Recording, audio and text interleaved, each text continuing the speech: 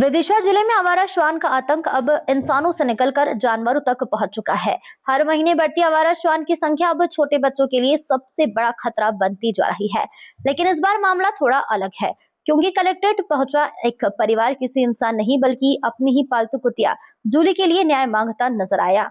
शमशाबाद से आए हुए इस परिवार का आरोप है कि आवारा श्वान के झुंड ने उनकी पालतू कुतिया पर हमला करते हुए उसे गंभीर रूप से घायल कर दिया।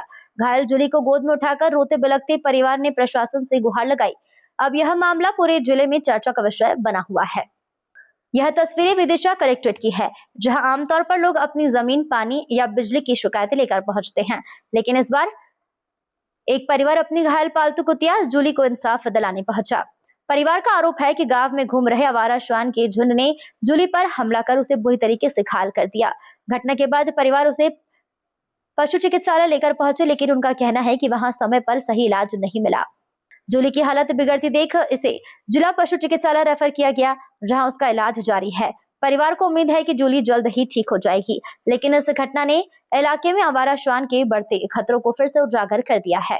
जैसे ही जूली की कहानी कलेक्ट्रेट की चारदीवारी तक पहुंची, वैसे ही सरकारी महकमे को सुप्रीम कोर्ट के वो आदेश भी याद आ गए, जिसमें आवारा श्वान की बढ़ती समस्या पर सख्त कदम उठाने की बात कही गई थी। नगर पालिका का दावा है कि शहर में आवारा श्वान की संख्या करीब 3000 तक पहुंच चुकी है। अब नगर पालिका डॉग सर्वे कराने और बड़े स्तर पर कार्रवाई की तैयारी की बात कर रही है। अनुमानित जनसंख्या लगभग 2500 से 3000 कुत्ते शहर में हो गए, जिसकी हमारे द्वारा गणना भी करवाई जा रही है। पूर्व में 2023 में हमने नसबंदी का कार्यक्रम या अभियान यहाँ चालू किया था, जिसमें 1000 से ज्यादा कुत्तों की नसबंदी करवाई। क्या कुछ लागत रही थी इन कुत्तों की नसबंदी को लेकर? लगभग 10 लाख के आसपास की लागत रही थी, जिसमें कुत्तों की देखभाल और इंजेक्शन सभी का खर्चा मिला था। अभी फिलहाल क्या करवाया जा रहा है हमारे कुत्तों को लेकर? अभी हमारे द्वारा एक नया बीसी सेंटर का संचालन किया जा रहा है, जिसका निर्माण पूर्ण हो चुका है। अब वहाँ पर कुत्तों की पुनः नसबंदी का कार्यक्रम प्रारंभ किया जा रहा है। स्वास्थ्य विभाग के आंकड़े भी डराने वाले हैं। सीएमएचओ के अनुसार जिले में अब तक करीब 16000 लोग आवारा श्वान का शिकार हो चुके हैं, यानी खतरा लगातार बढ़ रहा है और सबसे ज्यादा निशाना छोटे बच्चों पर है।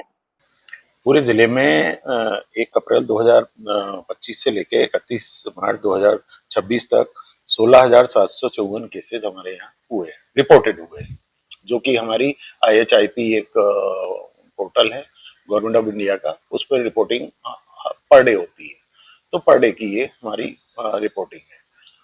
जितने स्वास्थ्य विभाग के द्वारा ये एक राष्ट्रीय रेबीज कंट्रोल प्रोग्राम के तहत काम कर रहे हैं। जो भी कुत्ता या कुत्ते जैसी प्रजातियां अगर किसी को अगर बाइट करती हैं या नोचती हैं या खरोचती हैं, तो ऐसे लोग हॉस्पिटल जाते हैं, वहाँ एंटी रेबीज इंजेक्शन उनको लगाए जाते हैं। जो भी ऑथेंटिक डोज है वो डोज उतने लगा दी जाए।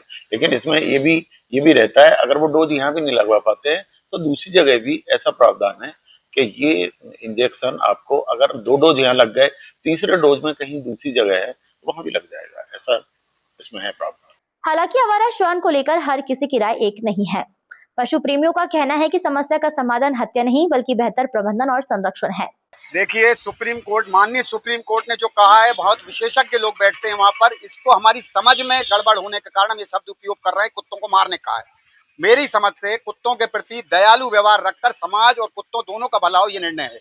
अगर कोई कुत्ता बीमार है, तकलीफ में है, तो निश्चित है उसको एक कहते हैं ना, उसको मानवतापूर्ण एक उसको मुक्ति दी जाए, वो सही है।